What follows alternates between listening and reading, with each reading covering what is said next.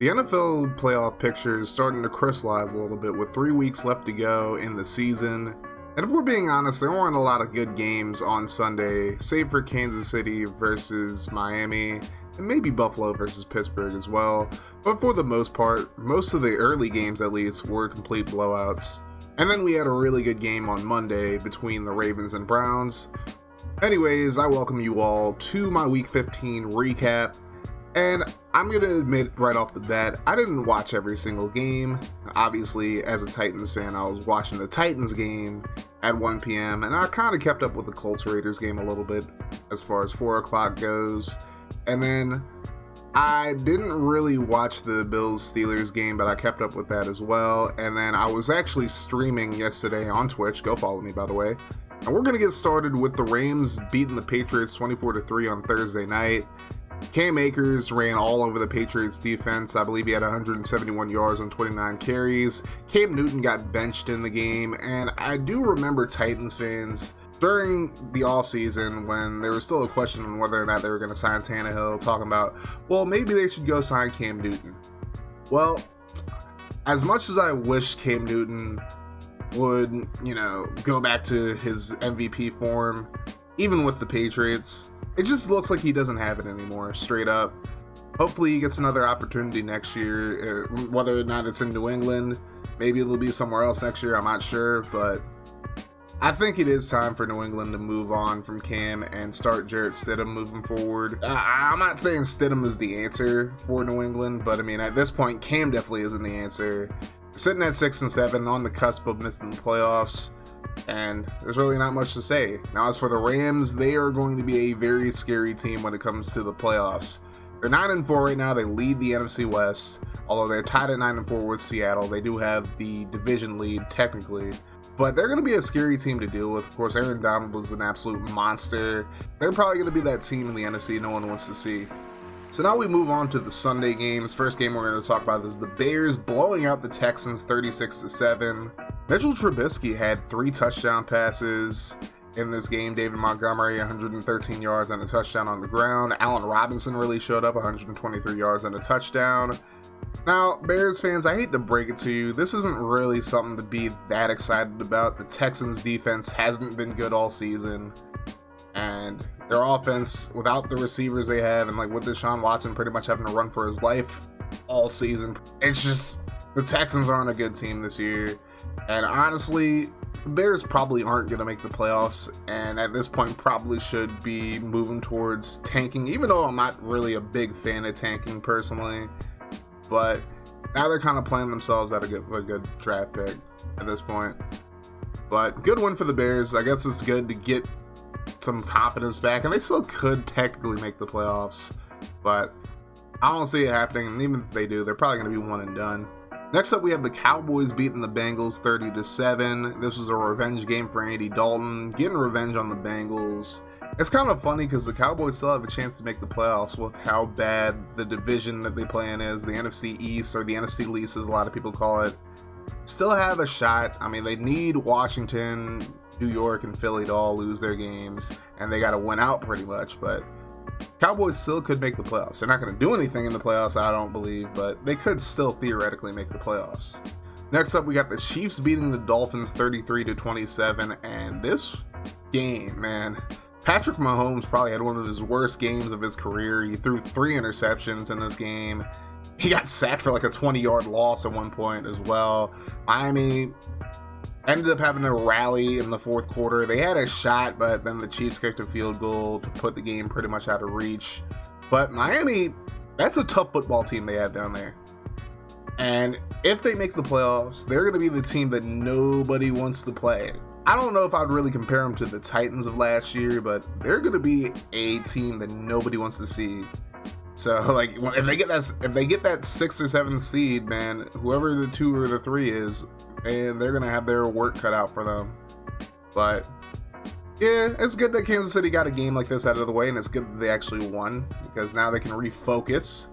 They're not as invincible as a lot of people think that they might be, but still they're the best team in the AFC by and large. There's no comparison to them in the conference. You can say Pittsburgh, but no, Pittsburgh is not as good as Kansas City. And the Chiefs are probably going back to the Super Bowl this year, if we're being completely honest. Next up, you have the Cardinals beat the Giants 26-7. Hassan Reddick had 5 sacks in this game, which set a franchise record for the Cardinals. It was just a dominant performance by Arizona. DeAndre Hopkins had a big game again. Kyler Murray had a really good game as well. And Arizona, and up to this point in the video, I haven't really checked where Arizona is in the NFC, but they're another team that if they get to the playoffs, they can do some damage. They definitely have a lot of skill offensively. Sometimes they get in their own way, but I think that they're going to cause a lot of issues if they get to the playoffs. Next up, we got the Buccaneers beating the Vikings 26-14. And realistically, it wasn't the best of efforts for Tampa Bay, but Minnesota, man, Dan Bailey killed them. He missed 3 field goals and an extra point in this one. Yeah, Minnesota, they started off the season really poorly this year. I thought they were going to be a lot worse. I mean, they did look pretty good. I mean, obviously they gave Tennessee like a tough matchup early on in the season. But here they are still in the playoff hunt right now. And I don't even know what's going to happen like moving forward. But Minnesota definitely has a shot at making the playoffs this year if they can get it together and not have another game like this. Good win for Tampa, though. Then we got the Broncos beating the Panthers 32-27. Drew Lock threw for 4 touchdown passes in this game. And Carolina, of course, having a lot of issues with COVID right now. They're a mess right now. Both of these teams are not good teams.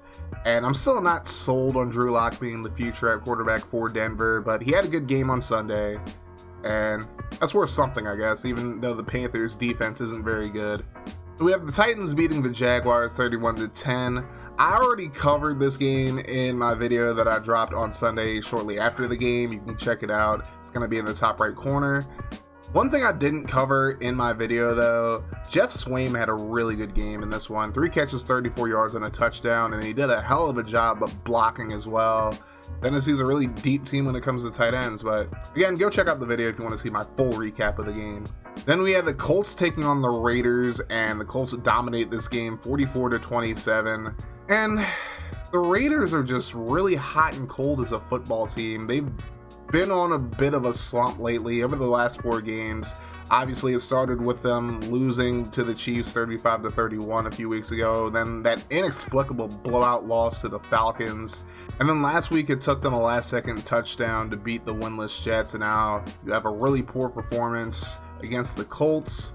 And, we got to give the Colts credit. They played a great game in this one. I mean, Jonathan Taylor is going to be an absolute problem. And the Colts are probably a quarterback of the future away from really causing the rest of the league some issues at this point.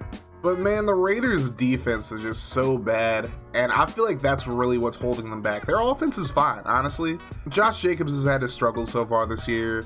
Derek Carr's had his bad performances, but they have a pretty good receiving core. Their offensive line is pretty good as well. But defensively, that's what's killing them at the end of the day, and that's what's going to keep them out of the playoffs. Then we move on to the Seahawks, getting their first blowout victory of the season, beating the Jets 40-3. And this is a good confidence-building game for what is a pretty uncharacteristically bad defense for Seattle. Obviously, it's the Jets, so they can't get too cocky now, but still, this is the type of game that makes your defense feel good. Russell Wilson had a really good game as well, 4 touchdown passes for him. And the Jets is moving closer and closer to the number 1 pick. Now we got the Packers beating the Lions 31-24. And this Lions team, ever since they fired Matt Patricia, they've been showing a lot more fight. Now, Matthew Stafford did get hurt in this game, and his status for this week against Tennessee is unknown. Apparently, x-rays were negative on his ribs, but his status is still up in the air, though. And Tennessee has said that they're going to prepare as if they're playing against Stafford. But I think Stafford gives them a chance to beat Tennessee, possibly. I'm just going to say that ahead of time. But Green Bay, they were able to hold on. I mean, it's a divisional matchup, so I'm not going to give the Packers too much of a hard time about having the Lions play them close. But the Packers won the division now. They're the NFC North champs once again. Next up, you have the Eagles pulling off the upset of the week, beating the Saints 24-21. and a really good first half for the Eagles. And Jalen Hurts played very well, and honestly, this offense just looks a lot better with him at quarterback than it did with Wentz. That's no shade against Carson Wentz. I still think Wentz is going to be a good quarterback in this league. Maybe it's just going to take a change of scenery for him to bounce back to what he was. I mean, he didn't have a good season. And now, they did try to do a few too many Oklahoma type things where it's like, they're rolling him out, they're running screens on passing downs. But I think they were just kind of weaning him into the offense, if that makes any sense. And I will say on the flip side, on Twitter, I criticized the decision to start Taysom Hill over Jameis Winston a ton once Drew Brees got hurt. But I got to give Taysom Hill credit where credit is due. He's played a lot better than I expected him to. I still don't think he's the future at quarterback for the Saints, but I still think he played pretty well. In this game, he played well against the Falcons as well. Played well last week. He's done a lot better than I thought he would, straight up. Then you had the Chargers beating the Falcons 20-17 on a last-second field goal. The Chargers just don't really have a lot of weapons offensively. Justin Herbert completed 36 passes for 243 yards. That's not very good at all. That yard per attempt is right there, 44 attempts, you have 243 yards. Not very good. It's not all his fault, but still, I mean, the Chargers just got to get a few more weapons, it seems like, in the offseason. And maybe getting rid of Anthony Lynn is the answer as well. A lot of people have talked about that. We'll have to see if that is going to happen. I don't know. I think he's still trying to coach for his job at this point. On the flip side, Matt Ryan had a horrible game in this one. He threw 3 interceptions in this game. And honestly, it might be time for Atlanta to start looking in a different direction as far as the quarterback position is concerned, because realistically, he just has not played very well at all. 19 touchdowns, 11 interceptions on the season. I mean, that's just not going to get it done in the NFL, in this NFL now at least. Then in the final 4 o'clock game, you had the Washington football team beat the San Francisco 49ers 23-15. Washington's on top of the NFC East right now at 6-7.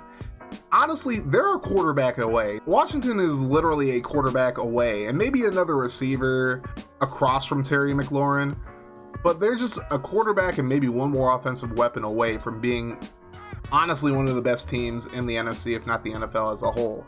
That defense is absolutely tenacious. They beat up Nick Mullins in this game. I know the Niners have a lot of injuries and whatnot, but Washington came after Mullins in this one. I think he got hit like 12 times. He got sacked about 4. I mean, they just beat him up in this game.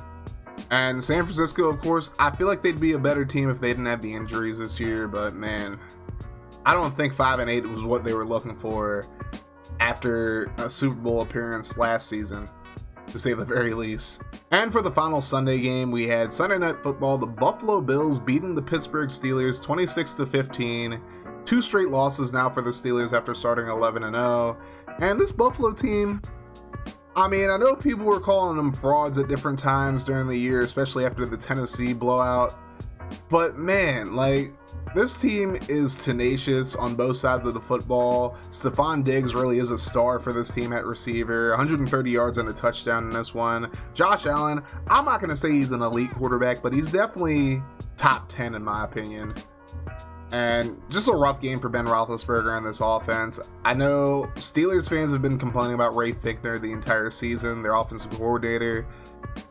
They might have to move in a different direction from him at this point, because even during their wins, it's just his play calling just isn't very good, to say the very least. I mean, it's been good enough to get him to 11-0, but just over the past 2 weeks, their offense has looked anemic. And last but not least, you had the Baltimore Ravens getting a thrilling victory over the Cleveland Browns, 47-42. What a game this was. And again, I'm so upset I missed it. I mean, I was streaming again, so what can you really do? But from basically what everybody has told me, this was an amazing game. From everything I read as well. Hell of a game. Cleveland really took it to Baltimore in the second half and nearly ended up winning this game. But Lamar Jackson was able to get him down the field. Justin Tucker made a field goal. And then they got a safety on the final play of the game as well to get the victory. Very back and forth fourth quarter. And honestly, you got to give credit to Baker Mayfield. He played a great game. He's played great over the past 2 weeks. even without Odell Beckham, he's starting to look like the quarterback that we all thought he could be, or at least most of us thought he could be.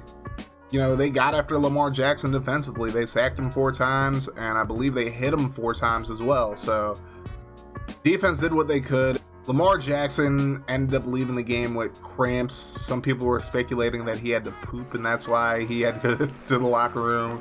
I mean, he said he didn't. He said he didn't pull a Paul Pierce, but he definitely had a clutch ending to the game. And if Baltimore can get to the playoffs, they're another team nobody really wants to see, honestly. Lamar Jackson just makes this team super electric. So with all the games covered for this week, let's take a look at the standings in both the AFC and the NFC to see how the playoff picture is looking right now. In the AFC, you have the Chiefs at 12-1 on top of the conference. Then Pittsburgh is 11-2. Both teams have clinched playoff spots. The Chiefs have clinched their division. Then Buffalo's number 3, Tennessee's number 4, Cleveland's number 5. Colts are currently sitting at number 6. Miami has the 7th and final playoff spot. Baltimore right below them. The Dolphins have the advantage as far as conference games go. Then the Raiders on the outside looking in as well at 7-6, and they're going to need some good things to happen to them. They pretty much have to win out and have Miami and Baltimore lose out in order to get into the playoffs. New England and Denver still alive at 6-7 and 5-8 respectively. And then Houston, Los Angeles, Cincinnati, Jacksonville, and New York all eliminated from the playoffs. In the NFC, you have the Packers, who just clinched their division at 10-3.